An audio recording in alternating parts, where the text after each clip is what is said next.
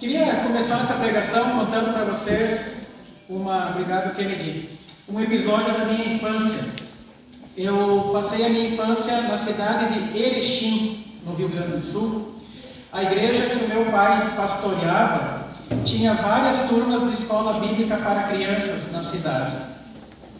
E uma vez ao ano, geralmente no primeiro ou no segundo domingo de novembro, então, como hoje, nós tínhamos o que nós chamávamos de Congresso Mirim. Era a junção de todas as escolas bíblicas da cidade, então dava assim 100 e poucas crianças, para passar um dia juntos.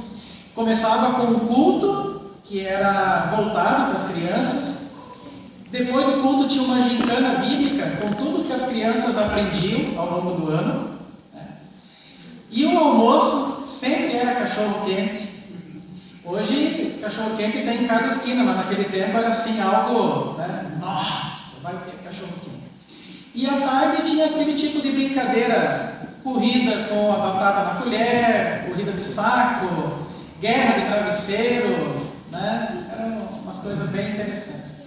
E terminava, ponto alto, era um campeonato de futebol entre as escolinhas. E nós treinávamos o ano inteiro para aquele dia. Esse Congresso Mirim era realizado no sítio da cooperativa da cidade. Um lugar muito bonito, com muita grama, muitas árvores, muito espaço para correr. Mas o detalhe, se chovesse, não tinha como fazer lá. Aí era feito na igreja central, onde meu pai pastoreava. O culto era na igreja, as brincadeiras eram no salão da igreja, que nem vocês têm agora o salão anexo aqui. E o campeonato não acontecia. Aí vocês imaginam assim que nos dias que antecediam o congresso, a nossa oração como criança era: ai Senhor, não deixa chover naquele dia, pelo menos naquele dia não deixa chover. Vocês vão dizer: nossa, tudo isso por causa do jogo de bola. Nós éramos crianças, tá, gente? E teve uma das vezes que me marcou. Teve um sábado, na véspera, que amanheceu como se fosse noite. Raio, trovão, chuva, e nem a equipe que ia lá para o sítio para arrumar tudo, porque tinha que ser montada uma cozinha improvisada, as coisas para o culto, nem eles conseguiram ir para lá. E aí eu me lembro, porque naquele tempo não tinha WhatsApp, tocou o telefone o dia inteiro lá em casa, telefone fixo, 321-4730, pedindo para o meu pai onde vai ser o congresso. E ele dizia: vai ser aqui na igreja. Ele foi um sábado decepcionante. Mas enfim, o domingo começou nubladão assim, e nós estávamos lá. Teve o culto, teve a gincana bíblica, teve o cachorro-quente, teve aquelas brincadeiras de corrida de saco, assim por diante, lá no salão da igreja. E durante a manhã, a nossa oração era assim: Senhor, será que não... uma coisa que eu esqueci de contar. Do lado da igreja, além do salão, tinha um campo de futebol. Era mais terra do que grama, tanto que a gente jogava.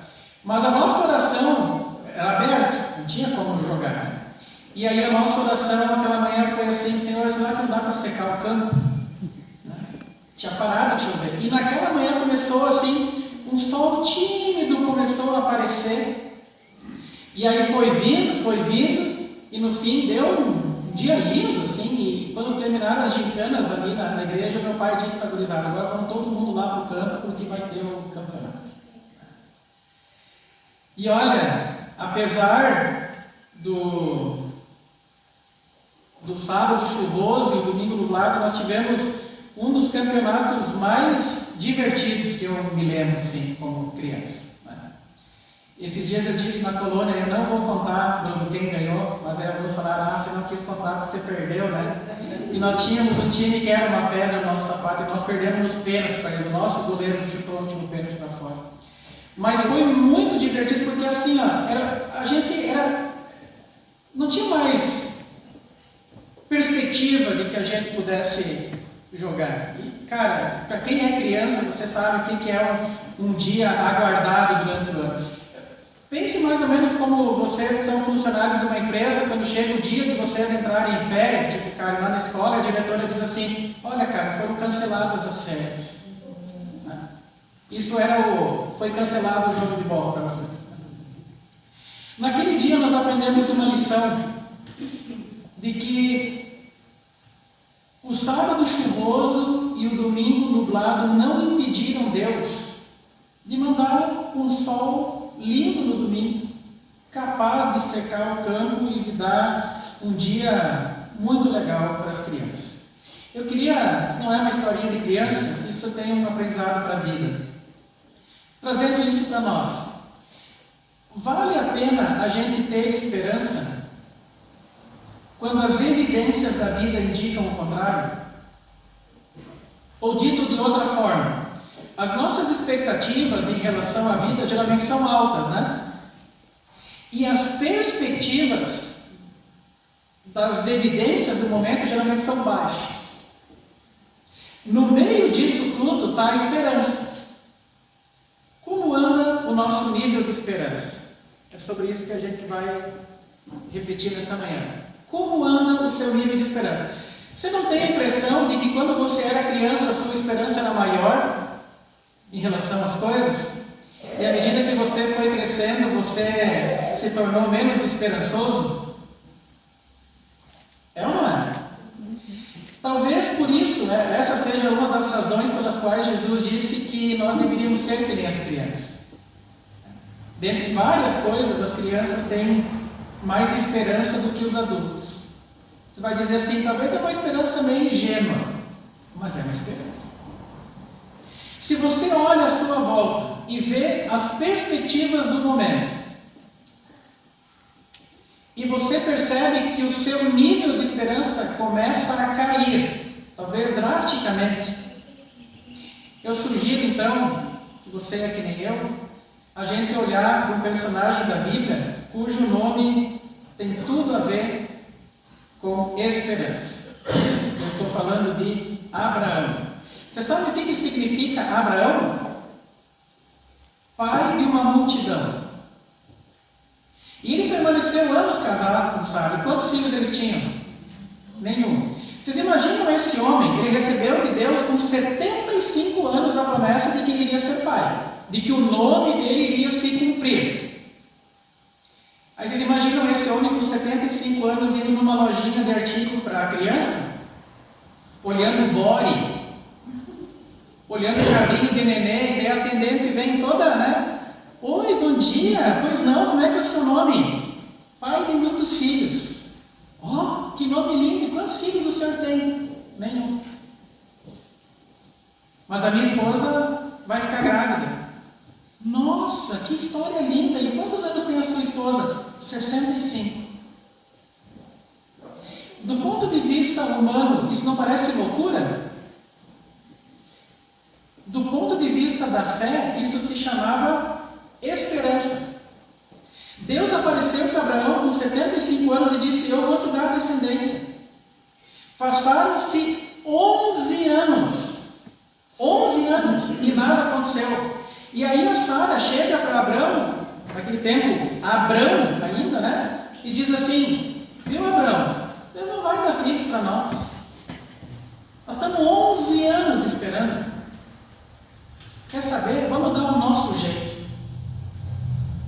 Deita para empregado. E ele fez isso. E deu certo, teve um filho, pai.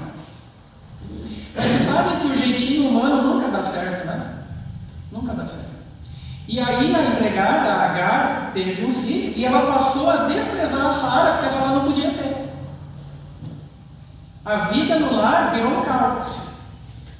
Até que Agar fugiu e Deus mandou ela voltar. 11 anos. E aí, cadê a promessa do Senhor?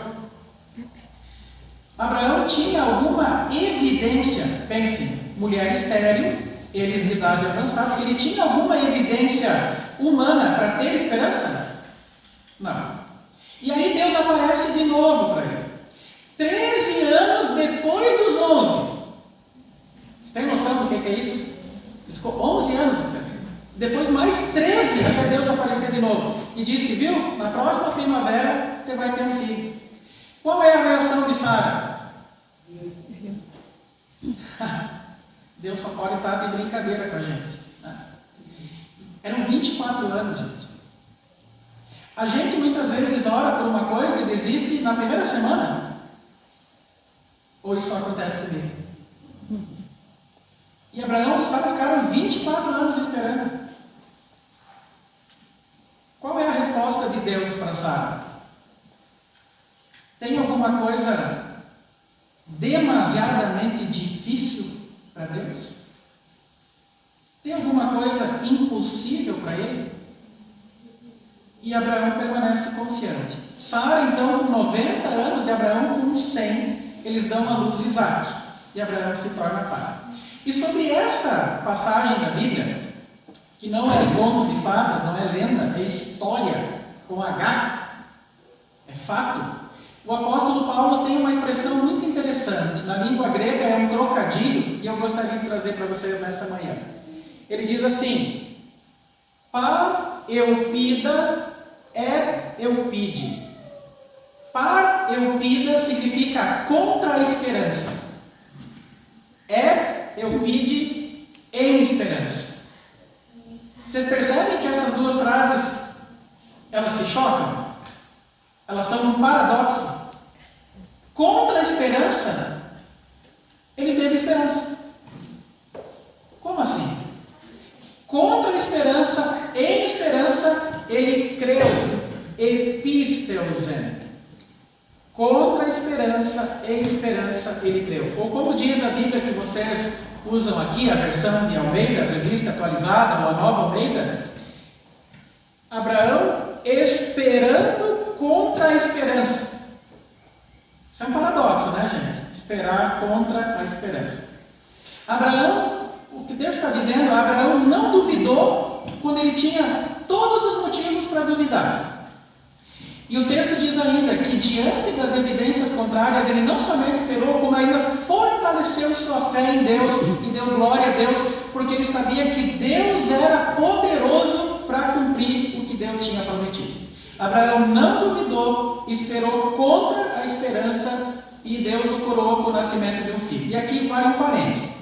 Talvez você diga assim, nossa, hoje para nós, a gente é tão mais bem resolvido quanto a isso, né, de não ter um filho. A gente pode adotar, né, enfim. Tem casais que decidem não ter filhos. Mas na cultura israelita, não poder ter um filho era uma vergonha tremenda, era uma grande desonra. Raquel, por exemplo, quando ela tem, esposa de Jacó, quando ela dá à luz um filho por milagre de Deus, ela diz assim: Deus tirou de mim a minha humilhação. Veja como isso era pesado. E Abraão não tinha filhos e em certo momento ele até desabafou, dizendo assim: olha, vou ter que deixar tudo que eu tenho para o meu empregado, para o Eliezer. Então, na cultura israelita era muito importante ter um filho. Mas por que, em resumo, Deus relata essa situação? Paulo explica nesse texto, quando ele fala sobre esperar contra a esperança, ele diz por que Deus deixou esse caso registrado. Para que nós nos espelhássemos em Abraão. Para que nós imitássemos a fé que Abraão teve. E mesmo diante de circunstâncias que indicam o contrário e que tiram a nossa esperança, nós continuarmos tendo esperança. E aí eu pergunto, isso é fácil? Quando a gente vê o mundo do jeito que está, né? Eu estou assistindo um documentário sobre o PCC, né? Primeiro Comando da Capital. Quando a gente assiste coisa assim, a gente facilmente perde a esperança. Drogas, violência, conflitos em família. É fácil para um pai de família, por exemplo, manter a esperança quando ele, desempregado, não vê o que levar para a mesa da família. É fácil a gente ter esperança quando, por exemplo, uma doença ataca violentamente a nossa família e talvez até ceifa a vida de alguém que a gente ama. Quem já perdeu um familiar assim sabe quanto isso dói. É fácil a gente manter a esperança quando a gente é decepcionado, por exemplo, por alguém que a gente confia. Quem é que consegue esperar contra a esperança ao ver como a Igreja de Cristo é atacada violentamente no mundo? E a gente começa a perceber esses ataques chegando aqui, bem perto de nós. Começa com algumas leis e pode ficar pior. É fácil a gente esperar contra a esperança quando tudo ao nosso redor evidencia o contrário. Ignorar os problemas não resolve, se fingir de avestruz, mas se deixar sufocar pelos problemas, tira a esperança. E aí nós ficamos com uma sensação de vazio no peito, sentimos medo do futuro e muitas vezes tememos cenários futuros que muitas vezes nem se concretizam. Vocês sabiam, né? Que boa parte daquilo que a gente tem medo do futuro não acontece. É tudo ilusão, mas. E aí o que acontece quando a gente perde a esperança? A gente não faz mais planos para o futuro, não queremos mais tentar, desistimos de correr atrás dos objetivos, não vemos mais sentido, significado na vida e a esperança começa a sucumbir. Em outras palavras, entre as nossas expectativas em relação à vida, que são tão altas, e as perspectivas das evidências que são tão baixas, como anda a nossa esperança? Se como adulto você também sente a sua esperança enfraquecer, eu gostaria de lembrar 3 coisas bem rápidas para você que tem a ver com Abraão. A primeira, a razão da nossa esperança reside num Deus que promete e cumpre. Eu fico imaginando a preocupação de Sara e faço uma ponte para os nossos dias. Ela era estéril, idosa e pensou, agora não tem mais jeito mesmo. Quantas vezes nós pensamos assim, que não tem mais jeito? E aí tentamos uma solução que Deus não gosta. E aí pensamos que a solução dos problemas está nas nossas mãos, nos nossos meios, nos nossos recursos, no nosso dinheiro. E aí nós nos desesperamos, perdemos a esperança, porque o nosso jeitinho humano não dá certo. Quando nós olhamos demais para nós, para a força do nosso braço, para o nosso currículo, para a nossa trajetória, dá no que dá. Fazemos igual Sara e Agar. E aí não tem motivo para ter esperança. E sabe que daí Deus usa essas evidências contrárias para fazer a gente não olhar para nós mesmos, mas para olhar para cima. Porque quando a gente começa a perder a esperança em nós, aí nós podemos começar a ter esperança em Deus. Nós mudamos o foco e passamos a esperar que Deus cumpra o que Ele prometeu. E agora eu quero perguntar para você, o que Deus prometeu para você? Para Abraão e Sara Ele prometeu um filho. O que Deus prometeu para você? Que você ia ficar rico? Que você nunca ia enfrentar uma enfermidade na família? Que você nunca ia ter motivos para chorar? Que a sua vida ia ser um romance? Sem surpresas desagradáveis? Foi isso que Deus prometeu para você? Não. Nada disso Deus prometeu. Mas Ele prometeu que Ele iria vencer o pecado, a morte e o diabo.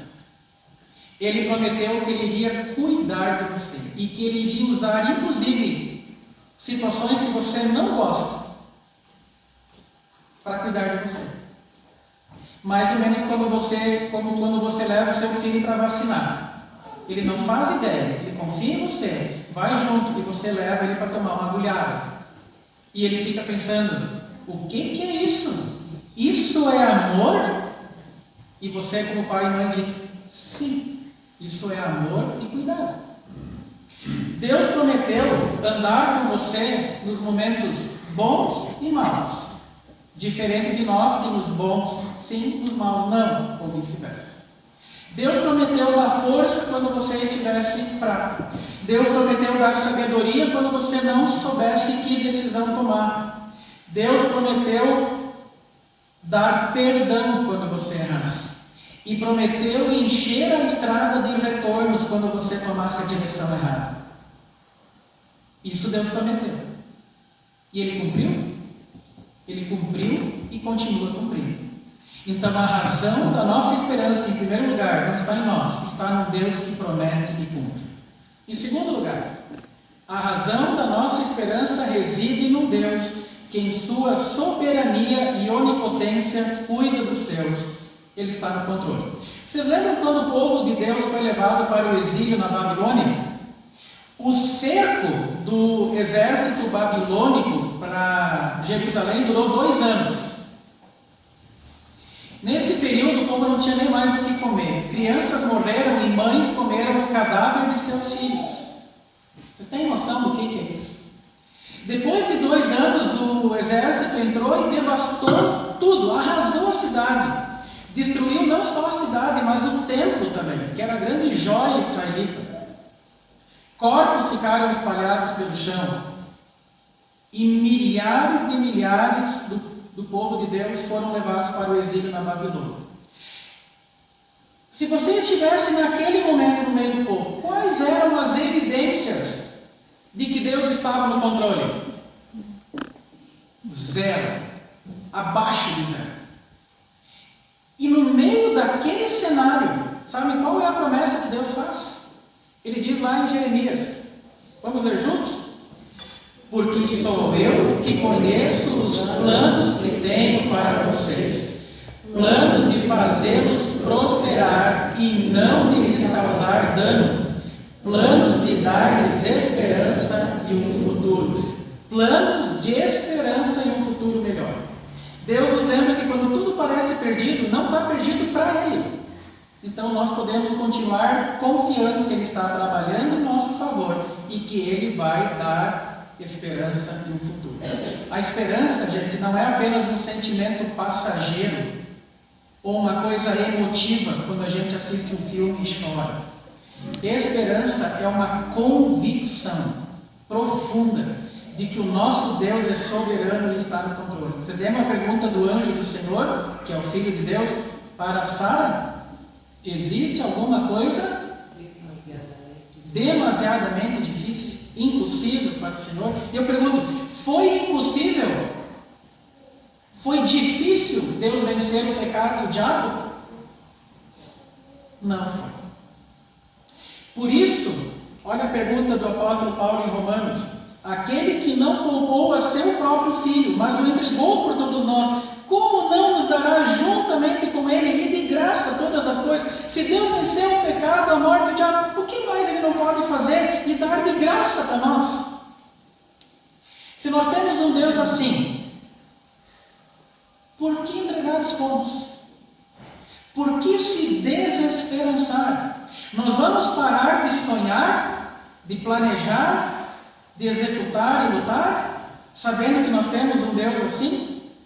Essa esperança, como diz o autor da carta aos Hebreus, é a âncora da alma. É onde nós podemos aguardar firmes e seguros, porque não depende de você. Depende de um Deus que está no controle, que Ele faz o impossível. E a última, a razão da nossa esperança reside num Deus que venceu a morte. O texto que a Águida leu, nós começamos no versículo 18. Mas olha o que diz o 17. Abraão creu em Deus, aquele que dá vida aos mortos e chama as coisas que não existem como se existissem. Quem era o Deus de Abraão? Aquele que dá vida aos mortos. Nós temos um Deus que não só tem todo o poder, nada é impossível para Ele, mas Ele venceu inclusive a morte. Vamos ler juntos esse texto aqui de 1 Pedro? Bendito seja o Deus e Pai de nosso Senhor Jesus Cristo. Conforme a sua grande misericórdia, Ele nos regenerou para uma esperança viva, por meio da ressurreição de Jesus Cristo dentre os mortos. Como é que é a nossa esperança? Por que ela é viva? Porque o nosso Salvador vive. Então, mesmo quando a morte se aproxima, a esperança não morre.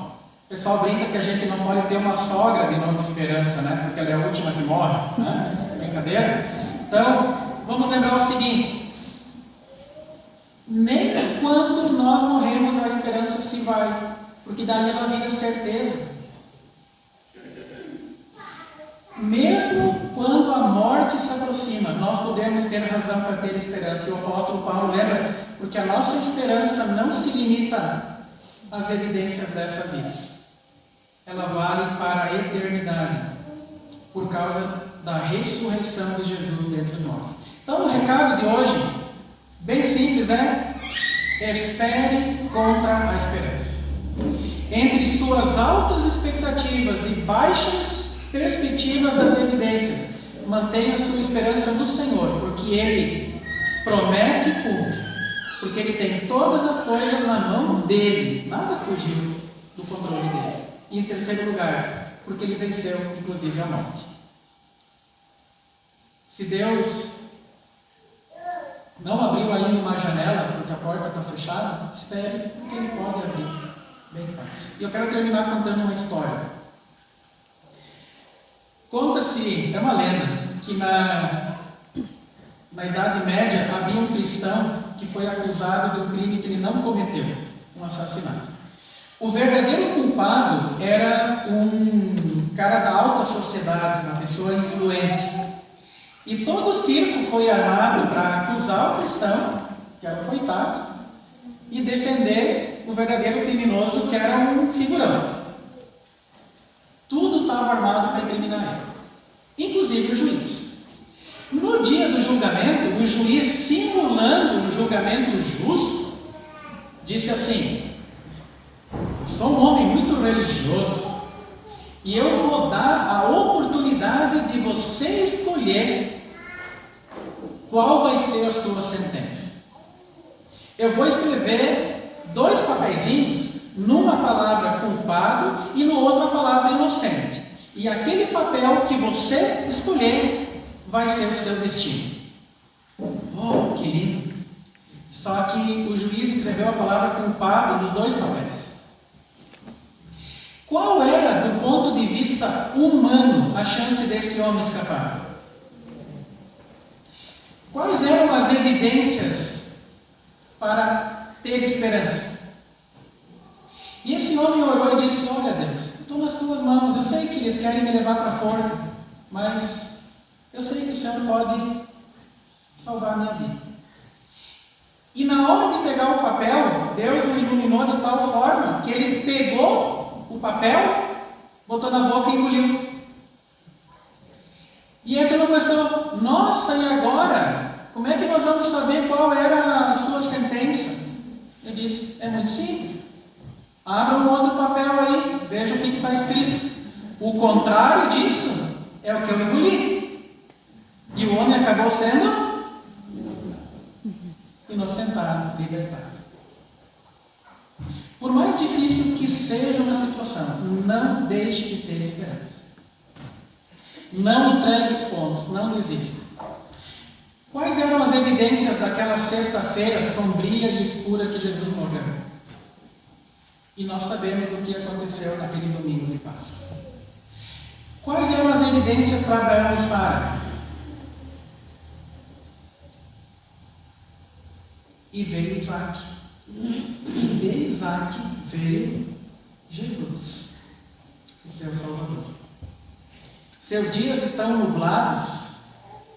Lembre que Deus pode dar um sol bem bonito no domingo.